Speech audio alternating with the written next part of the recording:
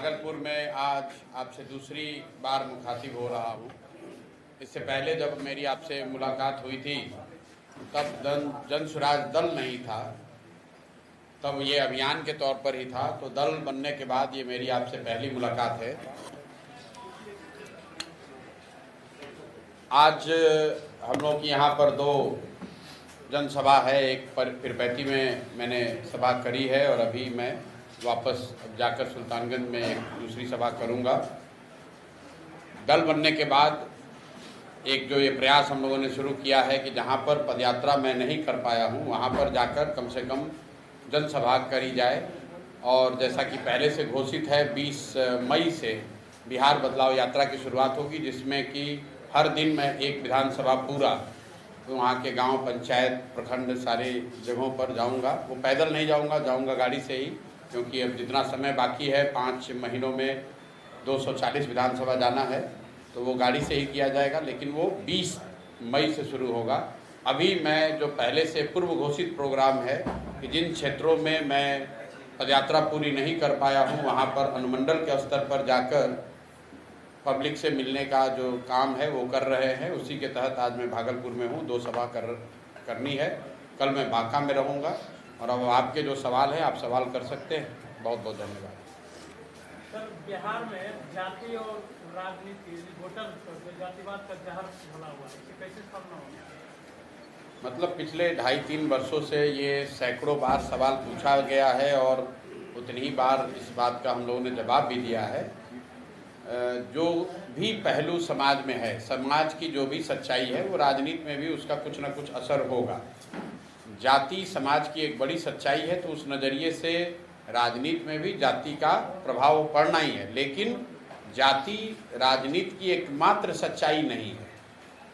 जाति एक सच्चाई है, एकमात्र सच्चाई नहीं है। अगर ऐसा होता, जैसा आप लोग बताते हैं कभी कभी कि बिहार में हर व्यक्ति जाति पर ही वोट देता है, तो पिछले 2.5-3 वर्षों से मैं ये सवाल पूछ रहा हूँ, समझाने का प्रयास कर रहा हूँ कि ये बताइए कि बिहार में मोदी जी को वोट दिया किसने? मोदी जी के जाति का तो कोई बिहार में रहता ही नहीं है। तो आप तुरंत कहिएगा कि भैया वो तो हिंदू मुसलमान के नाम पर, राष्ट्रवाद के नाम पर वोट पड़ता है। तो भाई जाति पर तो नहीं पड़ता है ना, चाहे राष्ट्रवाद के नाम पर पड़े या किसी दूसरे चीज़ पर पड़े। उसी तरीके से 18% मुसलमान साथी लालू जी को वोट देते हैं। वो लालू जी के जाति के तो नहीं है। तो आप कहिए वो इसलिए देते हैं कि वो भाजपा को नहीं दे सकते, उनके डर से देते हैं। लेकिन वो भी जाति पर तो नहीं दे रहे हैं। कुछ समाज के का एक बड़ा वर्ग या एक वर्ग है जो जाति पर वोट देता है, इसलिए जाति की महत्ता है। लेकिन इतना नहीं है कि सब कुछ जाति पर ही होता है। दूसरी बात ये समझिए कि ऐसा नहीं है कि बिहार अकेले में जाति है। ये बिहार में रहने वाले लोग, यहाँ के नेता, खासकर पत्रकार वगैरह, आप लोगों ने ऐसी भूमिका बना दी है जैसे लग रहा है कि जाति सिर्फ बिहार में ही है। आप मुझे बताइए कि कम्मा रेड्डी कापू आंध्र प्रदेश में हैं या नहीं? वोकालिका लिंगायत कर्नाटक में हैं या उनकी राजनीति में महत्ता है या नहीं है? कुणबी मराठा महाराष्ट्र में जातीय आधार पर जो वहाँ पर राजनीति हो रही है उसमें उनकी भूमिका है कि नहीं है? हर जगह जाति की थोड़ी बहुत भूमिका है। ऐसा आप लोग क्यों बताते हैं जैसे लग रहा है कि खाली बिहार में ही जाति है? और ऐसा करके आप बिहार का बहुत बड़ा नुकसान कर रहे हैं। आप लोग मतलब पूरे देश में एक छवि बन गई, भाई बिहार इसलिए पिछड़ा है कि सब चीज़ जाति पर होता है। अरे भाई गुजरात में जाति पर नहीं हो रहा है ये बात। जितना जाति की महत्ता बिहार में है उतनी ही जाति की महत्ता आंध्र प्रदेश, तमिलनाडु, गुजरात, महाराष्ट्र में भी है। लेकिन वहां पर भी सिर्फ जाति पर निर्णय नहीं होता है और बिहार में भी जाति पर ही सिर्फ निर्णय नहीं होगा। सर, 20 को पदयात्रा सर चलते चलते अब दल में बदल गई है और लोगों के मन में जानने की इच्छा हो रही है कि अभी तक कोई चेहरा सामने नहीं आया है, तो किसका चेहरा नहीं सामने? कैसे अभी पार्टी में जो लोग भाई 1 करोड़ लोगों ने मिलकर 2 अक्टूबर को दल बनाया। राजनीतिक संगठन के तौर पर सक्रियता और कितना ताकतवर हम लोग का संगठन है इस पर बहस हो सकती है। लेकिन सिर्फ संगठन के विस्तार और उसके स्वरूप को अगर आप देखेंगे तो बिहार में आज जन स्वराज से बड़ा राजनीतिक संगठन किसी दल का नहीं है। 243 विधानसभा क्षेत्रों में 550 से ज़्यादा प्रखंड, 150 से ज़्यादा शहरी निकाय, 8,500 पंचायतों में कोई न कोई जन स्वराज के संगठन से जरूर जुड़ा हुआ है। आप कहीं भी क्षेत्र में चले जाइए, कहीं पर अगर कोई बैठक हो रही है छोटी बड़ी, तो उसमें ज़्यादातर संभावना है कि जनसुराज का ही कुछ हो रहा होगा। यहाँ राजद के, जदयू के कितने संगठन की बैठक होती है, तो राजनीतिक संगठन के तौर पर ऑलरेडी जनसुराज यहाँ का सबसे बड़ा संगठन है, राजनीतिक संगठन है। अब जब चुनाव होगा तो आपको दिखेगा वोट के तौर पर भी, वोट शेयर के तौर पर भी और सीट के तौर पर भी जनसुराज आपको राज्य का सबसे बड़ा दल बनकर दिखेगा। विधानसभा चुनाव में जनसुराज पार्टी एकला चलो नीति पे चलेगा कि किसी गठबंधन से गठबंधन करेगा? मुझे लगता है कि कभी कभी सवाल आप लोग पूछते हैं तो ये नहीं देखते हैं कि उस सवाल पर पीछे क्या जवाब दिया गया है। पिछले 1-1.5 साल से सवाल ये है, जिसे अन्य दल गठबंधन करते तो क्या आपकी पार्टी? अरे इतना तो हिंदी हमको समझ में आ रहा है कि आप पूछ रहे हैं सवाल, लेकिन ये 1.5-2 बरस से पार्टी के फॉर्मेशन से पहले, फॉर्मेशन के दिन, उसके बाद होने वाली सारी प्रेस वार्ताओं में, सारी जनसंवाद में हर जगह कहा है कि किसी भी तरह का कोई गठबंधन किसी हालात में नहीं होगा। 243 मतलब 243, 242 नहीं होगा, न चुनाव से पहले न चुनाव के बाद। चर्चा लोजपा आज से गठबंधन। आरके मिश्रा जी को पार्टी तो हर को नहीं ले जा रहे हैं, मीटिंग आपकी पार्टी में है ना आरके मिश्रा जी, हर जगह नहीं ले जा रहे हैं। आरके मिश्रा को लेकर अब भागलपुर में एसपी रहे तो स्वाभाविक है, वो अपना काम कर रहे हैं। हर व्यक्ति हर जगह तो नहीं जा सकता है। दल में कि कोर कमेटी जो है वो 151 लोगों की है, तो 151 लोग हर जगह तो नहीं जाएंगे। जहां मैं हूं वहां आरके मिश्रा नहीं है, वहां पर मनोज भारती नहीं है, मनोज भारती जी कहीं और हैं, आरके मिश्रा कहीं और है, प्रशांत किशोर कहीं और है, आनंद कहीं और होंगे, अरविंद सिंह कहीं और होंगे, रामबली चंद्रवंशी कहीं और होंगे। दल के सारे लोग एक ही जगह तो नहीं आएंगे हर जगह। ये चर्चा आपके पास पहुंची होगी, हम तक तो कोई चर्चा ऐसी है नहीं। जब हमने कह दिया कि हम लोग 243 सीट लड़ रहे हैं, तो पिछली जहां तक हमको जानकारी है बिहार में तो 243 ही विधानसभा है, तो गठबंधन किस पर हो जाएगा? 243 के आगे कोई सीट होगा तभी तो होगा। 243 तो जनसुराज लड़ रहा है। चुनाव में सर कितना मजबूत देख रहे हैं आप अपने आप को?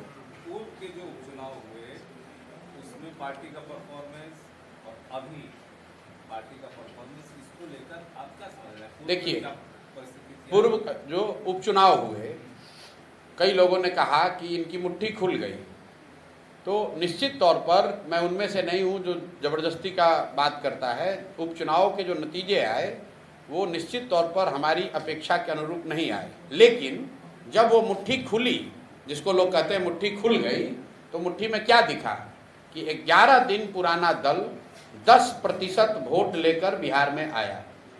आप लोग तो खुद पत्रकार अनुभवी लोग हैं। बिहार में भाजपा जैसे दल को पहला 10% वोट लेने में 20 बरस लगा है। पिछले विधानसभा चुनाव में भाजपा को 19.6% वोट आया था। कांग्रेस जो सैकड़ों साल पुरानी पार्टी है उसको 9.6% वोट आया था।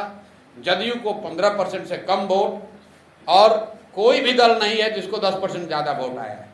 जनसुराज 2 अक्टूबर को बना, 31 अक्टूबर को हम लोग को एक टेम्पररी सिंबल मिला, और ठीक 11 दिन के बाद जब चुनाव हुआ तो उसमें 10% वोट मिला है जनसुराज को। सिंबल की इतनी महत्ता है कि जो लोग आपको वोट देना भी चाहते हैं, अगर उनको सिंबल पता ही नहीं चलेगा तो वोट देंगे कैसे? और ये मेरा आकलन नहीं है।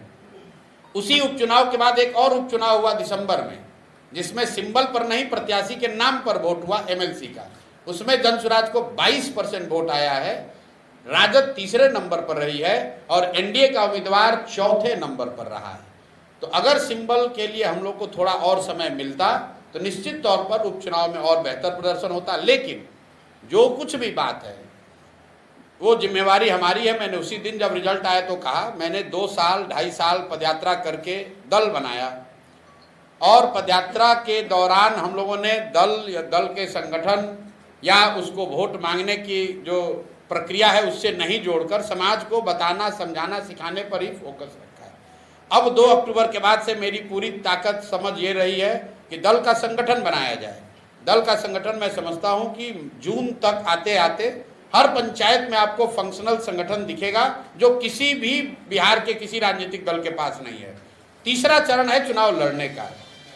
कुछ लोगों को लग रहा है कि अब तो कल ही चुनाव है, अब क्या होगा? अभी भाई 6 महीना बाकी है, और जो भी आप मेरे विषय में थोड़ा बहुत जानते हैं कि ये चुनाव लड़वाते हैं, चुनाव का कैंपेन स्ट्रेटजी करते हैं, तो उसका समय तो अब आ रहा है। आपके यादाश्त के लिए बता दूं कि 2015 में इसी बिहार में जब मैंने कैंपेन किया था, तो मेरा कैंपेन 2 जून 2015 को शुरू हुआ था श्री कृष्ण मेमोरियल हॉल से हर घर दस्तक की अनाउंसमेंट के साथ। तो 2 जून अभी आया नहीं है। 4 महीना कैंपेन के लिए बहुत लंबा समय होता है। तो हम लोग पहला प्रयास रहा 2-2.5 साल की पहले बिहार के समाज को जगाया जाए, बताया जाए कि जन स्वराज की सोच परिकल्पना क्या है, लोगों को इकट्ठा करके दल बनाया जाए। जब दल बन गया तो उसको एक संगठनात्मक स्वरूप दिया जा रहा है, और जब अब दल का संगठनात्मक स्वरूप जून तक पूरा हो जाएगा तो आपको जून से बड़े पैमाने पर कैंपेन जो चुनाव के नजरिए से किया जाएगा वो भी दिखेगा, और निश्चित तौर पर उसका असर आपको चुनाव के रिजल्ट में भी दिखेगा। एजेंडा तो आप भी नीतीश कुमार और लालू के खिलाफ ही चला रहे हैं। एजेंडा हम बिहार को बदलने का चला रहे हैं, किसी एक व्यक्ति के खिलाफ नहीं चला रहे हैं, ना किसी दल के खिलाफ चला रहे हैं। उस सोच के खिलाफ चला रहे हैं जो ये कहता है कि बिहार बदल नहीं सकता है। उस सोच के खिलाफ चला रहे हैं जहां लोग कहते हैं कि लालू के डर से भाजपा को वोट दें और भाजपा के डर से लालू को वोट दें। उस सोच के खिलाफ चला रहे हैं जहां लोग कहते हैं कि बिहार में इतना जाति है, इतना भ्रष्टाचार है, यहाँ पर इतना बाहुबल है कि कोई यहाँ खड़ा ही नहीं हो सकता है। जन स्वराज का एजेंडा उस सोच के खिलाफ है कि बिहार को बदला नहीं जा सकता है, क्योंकि हम लोग ऐसा सोचते हैं कि नहीं, बिहार को बदला जा सकता है, और बदलने की जिम्मेवारी चाहे आप उठाएं या हम उठाएं, प्रयास आज हो या 10 बरस के बाद हो, करना तो किसी न किसी बिहार के व्यक्ति को ही पड़ेगा। और हम लोग ऐसा समझते हैं कि ये हमारी जिम्मेवारी है, इस मिट्टी का कर्ज है। अगर भगवान ने हम लोग को बुद्धि शक्ति दी है तो हम लोग को निश्चित तौर पर इसके लिए प्रयास करना चाहिए, इसीलिए प्रयास कर रहे हैं। वक्फ जो भी सेशन पास हुआ है, इसके बारे में आप क्या कहना चाहेंगे? भाई, वक्फ बोर्ड के कानून के मेरिट को अगर हटा दिया जाए, वो अच्छा है, खराब है, उसको छोड़ दीजिए। हमारा या जन स्वराज का वक्फ बोर्ड को लेकर विरोध इस बात को लेकर है कि जब देश बना, कुछ जो बेसिक मूल्यों के साथ देश बना, उसका संविधान बना, उनमें अगर कोई आप आमूल चूल परिवर्तन करते हैं तो जो लोग भी ये परिवर्तन कर रहे हैं उनकी ये जवाबदेही है, नैतिक और राजनीतिक जवाबदेही है कि जो समाज का वर्ग उससे प्रभावित हो रहा है उसको विश्वास में लेकर वो कानून बनाया जाए। वक्फ का कानून जो बना है, मुझे नहीं लगता है कि भाजपा वाले उस वक्फ में ट्रांसपेरेंसी लाने के लिए या उस कोई फंक्शनिंग को बेहतर करने के लिए लेकर आए हैं। विशुद्ध तौर पर हिंदू मुस्लिम की राजनीति करने का इनका एजेंडा है। इसका प्रमाण ये है कि आप देखिए, पीछे एक कानून आया था CA NRC का, और भाजपा ने और भाजपा के समर्थकों को ये बताया गया कि CA NRC कानून इसलिए देश में जरूरी है क्योंकि यहाँ से मुस्लिम शरणार्थियों को, मुस्लिम आतंकवादियों को हटाना है। कुछ लोगों ने यह भी कहा कि हिंदू खतरे में है, अफगानिस्तान में, पाकिस्तान में, बांग्लादेश में, उनको लाकर देश में नागरिकता देनी है, इसलिए CA NRC का कानून लाया गया है। अब मैं आपके माध्यम से भाजपा के अपने साथियों से, उनके समर्थकों से पूछना चाहता हूं कि भाई, CA NRC देश में लागू है, बता दो कि पिछले 2 साल में कितने हिंदुओं को तुमने अफगानिस्तान, पाकिस्तान, बांग्लादेश से लाकर उनको नागरिकता दी है, या ये बता दो कि कितने मुस्लिम आतंकवादियों को तुमने उस कानून के तहत देश से हटा दिया है। अब वो कानून भूल गए। मेरे भाई, CA NRC इसलिए लाए थे कि बंगाल में 1-1.5 करोड़ वोट पोलराइज करके लिया जा सके। तो इनका एजेंडा है हर साल 1.5 साल में कोई ना कोई एक ऐसा मुद्दा लाओ जिससे समाज में हिंदू मुस्लिम वाली बात चलती रहे। इनका अगर एजेंडा ये होता कि वक्फ में ट्रांसपेरेंसी आए, उसमें जो गलती हुई है उसको सुधार किया जाए। किसी ने मुझे कहा कि वक्फ के कानून से अगर भूमिहीनों को जमीन मिलेगी, आपको क्या दिक्कत है? हमने कहा भाई, तुम कानून पढ़ के दिखा दो। अगर कानून में ये लिखा हुआ है कि वक्फ की कोई ऐसी जमीन जो गलती से वक्फ के पास है उसको लेकर भूमिहीनों में बांटा जाएगा, कहाँ कानून में लिखा गया है? भाई, इनका उससे कोई लेना देना नहीं है। इन्होंने बस खाली हिंदू मुसलमान करना है, जैसे CA NRC पर किया, जैसा ट्रिपल तलाक पर किया, जैसे कॉमन सिविल कोड पे कर रहे हैं। इससे कोई लेना देना नहीं है। इस भाजपा की सरकार में एक ही दिक्कत है, हम भी मोदी जी के साथ बहुत दिन काम किए हैं, ये गोल पोस्ट बदलते रहते हैं। अभी कल एक रिपोर्ट पढ़ रहा था कि RBI ने सर्कुलर जारी किया है कि 500 के काउंटरफीट नोट बहुत बड़ी संख्या में बढ़ गए। आपको याद होगा जब डीमोनेटाइजेशन किया गया तो कहा गया कि काउंटरफीट नोट खत्म हो जाएगा। आतंकवाद खत्म हो जाएगा। अब कोई सवाल ना उनसे पूछ रहा है ना वो जवाब देते हैं। आप लोग फिर अब नया चीज लेकर आ गए, अब नया चीज बात करेंगे। पहले कहा भाई 5 ट्रिलियन की इकोनॉमी हो जाएगी, अब कोई नहीं पूछ रहा है कि 2014 में कहा कि सारे लोगों को घर मिल जाएगा, फिर 22 में आके कह रहे हैं कि 5 ट्रिलियन की इकोनॉमी हो जाएगी, अब 25 आते आते कह दिया कि हम तीसरे बड़े इकोनॉमी हो जाएंगे। भाई जो पहले कहा था उस पर भी तो जवाब दे दो। कल मोदी जी आ रहे हैं और मैं अच्छा किया कि आपने सवाल उठा दिया। अब मोदी जी से आप लोग को एक ही सवाल आपके माध्यम से पूछना चाह रहा हूं कि 2015 में सर आप आए थे, 1,25,000 करोड़ के पैकेज की घोषणा आपने आरा से बिहार के लिए की थी। 2015 के बाद से लगातार दिल्ली में आप ही की सरकार है और बिहार में भी नीतीश और भाजपा की सरकार 10 में 7 साल रही है।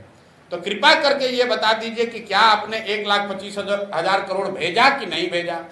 अगर भेजा तो इसका मतलब है कि आप ही की राज्य सरकारों ने उसको लूट लिया, या फिर आपने भेजा ही नहीं। तीसरी तो कोई बात हो नहीं सकती, क्योंकि हम लोग तो कहीं देख नहीं रहे हैं।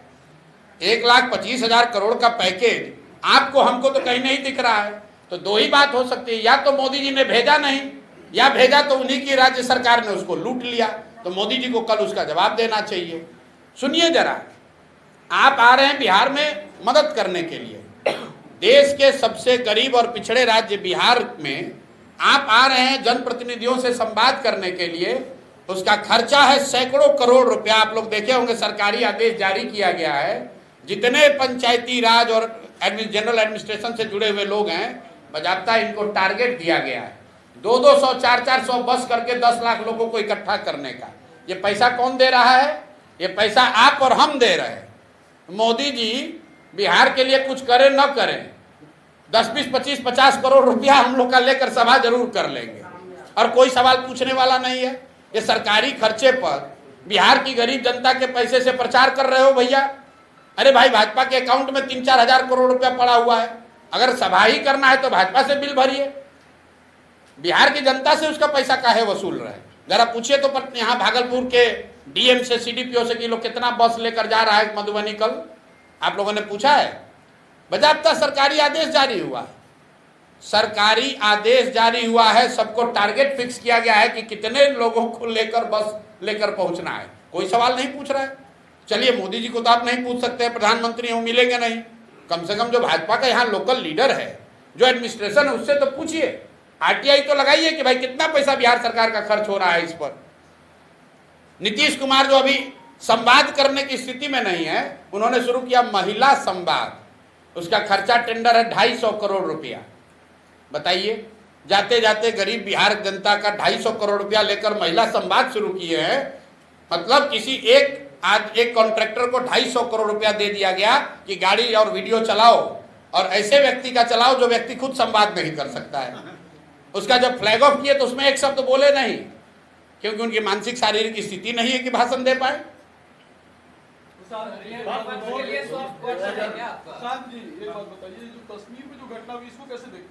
बिल्कुल इसकी निंदा करते हैं, दुखद है। और पहले हम लोगों ने ऑलरेडी जनसुराज से कहा है, इस तरह की घटनाएं निंदनीय हैं। निहत्थे टूरिस्ट पर आकर गोली चलाना, उनकी हत्या करना, ये जघन्य अपराध है। और ये दिखाता है कि आतंकियों के और आतंक के जो जड़ें हैं वो राजनीतिक नारों के देने से नहीं खत्म होने वाला है। जो बताया जा रहा था कि सब कुछ अच्छा हो गया, जरूर पीछे कुछ सालों में सुधार दिखा था, क्योंकि कश्मीर में जिस तरह का टूरिज्म बढ़ा है या कुछ इस तरह की घटना सुनने को नहीं आ रही थी, तो देश में एक भरोसा धीरे धीरे बनता जा रहा था कि लगता है कि आतंकवाद पर कुछ हद तक काबू पा लिया गया है। लेकिन कल जो घटना हुई है वो दिखा रहा है कि आतंक और आतंकवादियों की जो जड़ें हैं वो इतने कमजोर अभी नहीं है। बहुत लंबे संघर्ष की, शायद ऑल टाइम संघर्ष की जरूरत है। तो बिल्कुल इसकी हम लोग निंदा करते हैं, इसकी भर्त्सना करते हैं। जिन शब्दों में इसकी निंदा की जाए वो कम है। मुर्शिदाबाद पे चुप्पी क्यों है सर? किसकी चुप्पी? किसकी चुप्पी? मेरी चुप्पी? मेरे भाई ऐसा है, आपने तो कोई पूछा नहीं सवाल कि हमने जवाब नहीं दिया। और हम बिहार में हैं तो केरल में भी कोई घटना हो रही है, तमिलनाडु आंध्र प्रदेश में भी घटना हो रही है। तो आप क्या कहते हैं कि हम तिरुपति में आकर मुर्शिदाबाद की चर्चा करें, जूनागढ़ की चर्चा करें, केरल की चर्चा करें कि पीरपैती की चर्चा करें। आप अगर सवाल पूछेंगे तो प्रशांत किशोर हर सवाल का जवाब दे ही रहे हैं, रोज मिल रहे हैं, मीडिया से मुखातिब हो रहे हैं। मुर्शिदाबाद की घटना बिल्कुल गलत है, उसको आप जातीय और धार्मिक उन्माद के कलर मत दीजिए। जो भी वहां पर गलत, देखिए, जो भी कानून का उल्लंघन कर रहा है या जो भी किसी भी तरह के हिंसा में शामिल हो रहा है, वो हिंदू हो, मुसलमान हो, सिख हो, अगड़ा हो, पिछड़ा हो, कोई भी हो, उसकी भर्त्सना होनी है, उसकी शिकायत, उसकी निंदा होनी है। इसमें कहीं कोई इफ बट किंतु परंतु नहीं है। पूरा कहलगांव विधानसभा जो है वो फ्लाई एक्ट से परेशान है। 10 से 15 हजार बच्चे रोज कहलगांव से आसपास के इलाके से स्कूल में आते हैं और सांसद और विधायक वहां के पूरे मौन है और जनता धूल फाँक के मर रही है। तो इस पर आप क्या कहना चाहेंगे? इस पर डबल इंजन की सरकार पिछले 10 वर्षों से चुप क्यों है? और बच्चे जो आम ग्रामीण है, जो शहरी लोग हैं, वो पूरी तरीके से बेदम हो रहे हैं, इस पर सवाल कोई क्यों नहीं उठा रहा है? बच्चे और लोग परेशान हैं, लेकिन आप भी भागलपुर में ही रहते हैं, यहीं के पत्रकार हैं। यहाँ के लोग उसी नेता को बार बार फिर जिताएंगे तो स्वाभाविक तौर पर उनको परेशानी होगी। मैं पूरे बिहार घुमा हूँ और जब लोग ये बताते हैं, पूछते अच्छा विधायक जी कितना बार से जीत रहे हैं, तो कहता है 3 बार से। सांसद महोदय कितना बार से जीत रहे हैं, तो भैया 4 बार से। तो मेरे भाई, अगर आप समस्या से परेशान हैं तो उसी नेता को वोट क्यों दे रहे हैं? 2014 में मोदी जी मोतिहारी में एक भाषण दिए, उस भाषण को लिखने वालों में भी हम लोग रहे होंगे। चीनी मिल के कंपाउंड से मोदी जी ने कहा कि जो ये बंद चीनी मिल है, इस चीनी मिल से बनी हुई चीनी का चाय पीऊंगा तभी बिहार में वोट मांगने आऊँगा। अब 14 के बाद मोदी जी लगातार 11 साल हो गए, कितनी बार आए वोट मांगने? चीनी मिल तो चालू नहीं हुई, उसका 1-1 इंच ज़मीन बिक गया। जो लोगों ने ज़मीन को खरीदा, लूटा, वो ज़्यादातर लोग भाजपा के नेता है। लेकिन महत्वपूर्ण बात यह है कि मोतिहारी से भाजपा का सांसद विधायक उसके बाद से लगातार जीत रहा है। तो अगर आप चीनी मिल के न चलने से परेशान हैं, मोदी जी या किसी नेता ने जो गलत वादा किया उससे परेशान है, तो फिर उसको वोट काहे दे रहे हैं? और अगर वोट दीजिएगा तो वही स्थिति बनी रहेगी। जनसुराज का पूरा प्रयास यही है। हम तो मन से ये बात कहते हैं कि भाई आप 5 किलो अनाज के लिए वोट दे रहे हो तो 4 किलो अनाज मिल रहा है। आप मंदिर मस्जिद के लिए वोट दे रहे हो तो मंदिर मस्जिद बन रहा है। आप जात के लिए वोट दिए हो तो जाति जनगणना हुआ है। आप लालू जी को आवाज और सम्मान के लिए वोट दिए थे तो गरीब और पिछड़ों को लालू जी के राज में आवाज और सम्मान मिला है। आपने नीतीश को बिजली के लिए वोट दिया है तो बिजली आई है। लोकतंत्र में आप जिस चीज के लिए भी वोट देंगे वो आपको मिलेगा, कम मिले या ज्यादा मिले। लालू को दीजिए, नीतीश को दीजिए, मोदी को दीजिए कि प्रशांत किशोर को दीजिए, ये बेकार दिमाग लोग लगाते हैं कि हम किसको वोट दें। महत्व इस बात का नहीं है कि वोट किसको देते हैं, महत्व इस बात का है कि वोट किस बात के लिए देते हैं। जिस बात के लिए वोट देते हैं बिहार में भी वो चीज हो रहा है। बिहार में लोगों को अपने बच्चों के पढ़ाई रोजगार की चिंता नहीं है, उसके लिए वोट करना नहीं है। तो अभी देख लीजिए, अभी मुर्शिदाबाद पर सवाल हो रहा है, वोट पड़ेगा कश्मीर के नाम पर, वोट लोग देंगे गुजरात में बुलेट ट्रेन का कहानी सुन के। तो भैया गुजरात में बुलेट ट्रेन चलेगा और आप नरकटियागंज और पीरपैती में धूल फाकिएगा। 2025 में सर कितना मजबूत आप अपने आप को देख रहे हैं? भाई 2025 को लेकर 2-3 प्रेडिक्शन आप सुन लीजिए। हम जो पहले काम करते थे तो मेरी बातों को पत्रकार लोग बहुत गंभीरता से लेते थे। अब चूंकि हम खुद राजनीति में हैं, एक तरीके से स्टेक होल्डर है, तो आप लोग भी कहते हैं भाई ये कैसे होगा। जब प्रशांत किशोर ने कहा कि बंगाल में भाजपा को 100 सीट नहीं आएगा तो नहीं आया। जब आंध्र में कहा कि जगन मोहन रेड्डी बुरी तरह हार जाएंगे तो उनको 11 को सीट आया। बिहार में मैं जो अभी कहूंगा आप कहिएगा आप तो जनसुराज के नेता इसलिए कह रहे हैं, लेकिन जो मेरी अपनी प्रोफेशनल समझ है, नवंबर में बिहार में नया चीफ मिनिस्टर बन जाएगा। नीतीश कुमार अब बिहार में चीफ मिनिस्टर नहीं बन पाएंगे किसी भी हालत में। बिल्कुल गारंटी क्या होता है, लिख के दे देते हैं। दूसरी बात बिहार में 60% से ज्यादा आबादी बदलाव चाहती है। वो चाहे राजद का सपोर्टर हो, किसी जाति का हो, किसी धर्म का हो, भाजपा का सपोर्टर है, नीतीश का सपोर्टर है, 60% से ज्यादा लोग आंकड़े बता रहे हैं वो बदलाव चाहते हैं। वो लालू नीतीश के इस राज से थक गए। इसका मतलब ये नहीं है कि 60% लोग जनसुराज को चाहते हैं, उस पर विवाद हो सकता है, उस पर अभी जनता को निर्णय लेना है। लेकिन 60% से ज्यादा लोग बिहार में बदलाव चाहते हैं। अब आप कहिएगा कब निर्णय लेंगे, तो तो डेटा और साइंस ये बताता है कि 25% वोटर, याद रखिए इस बात को, करीब करीब 25% वोटर चुनाव के 3 दिन पहले 72 घंटे में निर्णय लेता है। तो आपके हमारे लिए जरूरी यह है जानना कि बिहार में बहुतायत संख्या में 60% से ज्यादा लोग बदलाव चाहते हैं। अब बदलाव के वाहक के तौर पर जिस पर भी उनका विश्वास बनेगा, जो भी सबसे ईमानदार और सशक्त विकल्प जनता को दिखेगा, वो जीत कर आएगा। एजेंडे में सबसे मजबूत आधार क्या है जो जनता आपको चुनेगी सर? भाई, हमारे एजेंडे में सबसे मजबूत आधार ये है कि बिहार में जाति, धर्म, नाली गली 5 किलो अनाज से ऊपर उठकर शिक्षा और रोजगार की राजनीति होनी चाहिए। बिहार की जो सबसे बड़ी समस्या पलायन है, उसकी बात होनी चाहिए। और आप देख रहे हैं कि पहली बार राजद और जदयू जैसे दल भी पलायन की बात कर रहे हैं। तो जन सुराज की क्या ताकत है, ये तो आपको अभी दिख रही है। बिहार की राजनीति में पहले कभी पलायन पर आपने चर्चा सुनी हो, कभी शिक्षा पर बात सुनी हो तो बता दीजिए।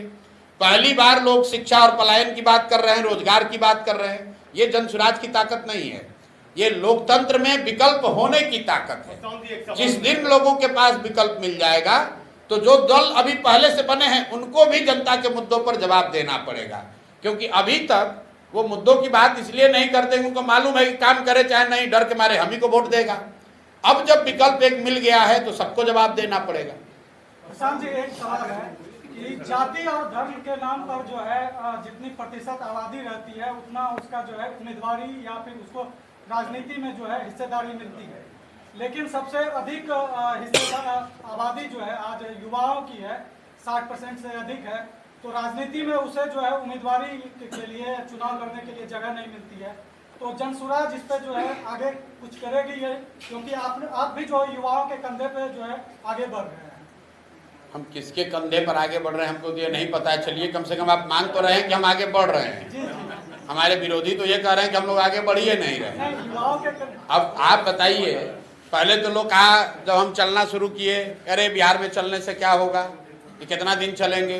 जब चल लिए 2-2.5 साल, दल बन गया, 1 करोड़ लोगों ने मिलकर दल बना लिया, तो कहता दल बनाने से क्या होगा। जब दल बनाकर आगे बढ़ के संगठन खड़ा कर लिए तो कहते संगठन खड़ा करने से क्या होगा। जब 10% वोट आ गया तो कह रहा है 10% वोट से क्या होगा। मेरे भाई, अगर हम लोग की नियत में, हम लोग के प्रयास में ईमानदारी है तो परिणाम मिलेगा ही मिलेगा। बात प्रशांत किशोर की नहीं है, बात जनसुराज की नहीं है। बिहार की जनता त्रस्त है, 30-35 साल से उसके सामने विकल्प नहीं है। अब एक विकल्प जो भी अगर सामने आ रहा है तो जनता उसको बहुत करीब से देखेगी, चर्चा करेगी। अब हम लोग की जिम्मेवारी है, अगर हम लोग के चरित्र में, हम लोग के व्यक्तित्व में, हमारे आचार विचार में वो प्रभाव होगा, वो सच्चाई होगी, वो ईमानदारी होगी तो जनता हम लोग को चुनेगी। अगर हम लोग में कुछ कमी रह जाएगी, जनता नहीं चुनेगी। अब खत्म कीजिए हमारी एक इतनी बड़ी पार्टी है, सृजन घोटाले पर आपने सवाल क्यों नहीं किया? किस पर? लोगों का खाता खुला भागलपुर में, किस पर? सृजन घोटाला सबसे बड़ा घोटाला। भाई, अब देखिए, हमने तो भागलपुर दंगों की भी बात नहीं की। तो जब हम राजनीति में उस समय थे ही नहीं, सृजन घोटाला जब हुआ या जब उसकी चर्चा हुई, हम तो चारा घोटाला की भी बात नहीं करते हैं। सृजन घोटाला, हम तो वही बात करेंगे ना, हम शराब माफिया की बात करते हैं, हम बालू माफिया की बात कर रहे हैं, हम भूमि सर्वे में राजस्व विभाग के द्वारा जो घर घर से उगाही हो रही है उसकी बात कर रहे हैं, हम नीतीश कुमार के शारीरिक और मानसिक हालात की बात कर रहे हैं, हम मोदी के पैकेज और पैकेज के न देने की बात कर रहे हैं। हमारे समय काल खंड में जो विषय होगा उसी की तो बात करेंगे। अब श्री कृष्ण बाबू के टाइम में बिहार का क्या मुद्दा था उस पर चर्चा हो सकती है, लेकिन वो राजनीतिक तौर पर उस पर रोज टीका टिप्पणी करने का मतलब नहीं। देखिए, मैं जो व्यक्ति राजनीति में नहीं है उन पर टीका टिप्पणी करना उचित नहीं समझता हूँ। लालू जी के परिवार से भी जो उनके सदस्य राजनीति में नहीं है, मैं उन पर टीका टिप्पणी नहीं करता हूँ। मैं जहाँ तक मैं जानता हूँ, नीतीश जी के लड़के अभी राजनीति में नहीं हैं, और जब वो राजनीति में आए तब उस समय टीका टिप्पणी की जाएगी। ये तो पत्रकारों का अपना स्पेकुलेशन है कि अब आ रहे हैं, कल आ रहे हैं, परसों जा रहे हैं। जहाँ तक मेरी जानकारी है वो राजनीति में अभी नहीं है। जब आ जाएंगे तो लोकतंत्र है, सबका स्वागत है, उस समय चर्चा होगी, उस पर बात होगी।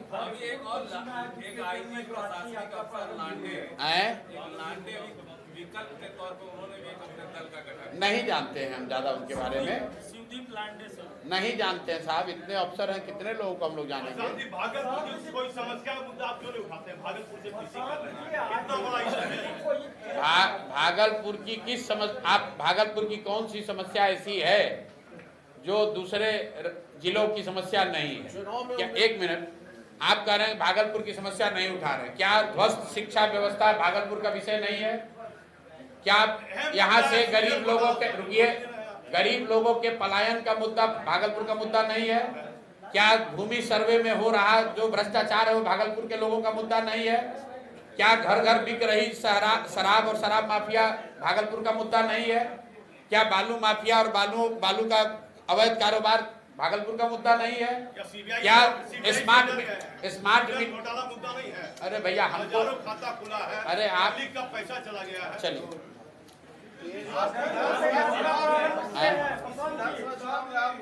आप उम्मीदवार होंगे अपनी पार्टी? मेरी पार्टी अगर तय करेगी कि मुझे उम्मीदवार बनना है तो मैंने पहले भी कहा है कि अगर पार्टी कहेगी तो उम्मीदवार होंगे। पार्टी जो तय करेगी वो करेंगे, जहाँ से तय कर देगी वहाँ से होगा, तो इतनी दिक्कत नहीं है। अब नीतीश जी स्वस्थ है कि नहीं, आपका चैनल का नाम है आप तक, तो आप पहुंच जाइए नीतीश तक और नीतीश तक पहुंचकर ये सवाल पूछिए कि सर क्या आप स्वस्थ हैं, क्योंकि बिहार की जनता के मन में आपके आहाव भाव से, आपके वक्तव्यों से ऐसा बिहार की जनता को लग रहा है कि आप शारीरिक और मानसिक तौर पे स्वस्थ नहीं हैं। तो आप तक के दर्शक ये जानना चाहते हैं कि आप स्वस्थ है कि नहीं, और हमने उसका एक फार्मूला भी दिया कि चलिए जांच वोच कैसे होगा, कम से कम नीतीश जी आप ही के चैनल पर कैमरे पर आकर अपने मंत्री परिषद के साथियों का नाम बता दें तो हम लोग मान लेंगे कि वो स्वस्थ हैं। जहां तक मैं जानता हूं नीतीश कुमार को अपने मंत्री परिषद के सदस्यों का नाम तक आज की तारीख में याद नहीं है। नहीं, आपने कहा कि 25 में जो अब जो है नेक्स्ट टाइम वो आने वाले नहीं, वो तो स्वस्थ रहते तब भी नहीं आना था, अभी तो अस्वस्थ है। चलिए।